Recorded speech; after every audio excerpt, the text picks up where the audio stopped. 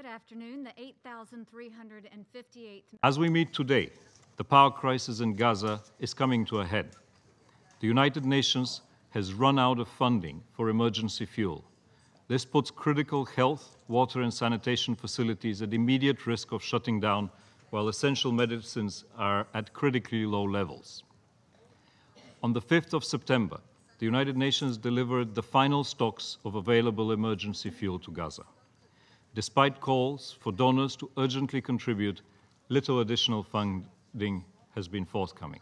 The persistent threat of demolitions and displacement of Palestinians in Area C, including in Khan al-Ahmar, Abu al-Hinu, is of great concern. The 5th September decision of the High Court of Justice places the Bedouin community at imminent risk of demolition.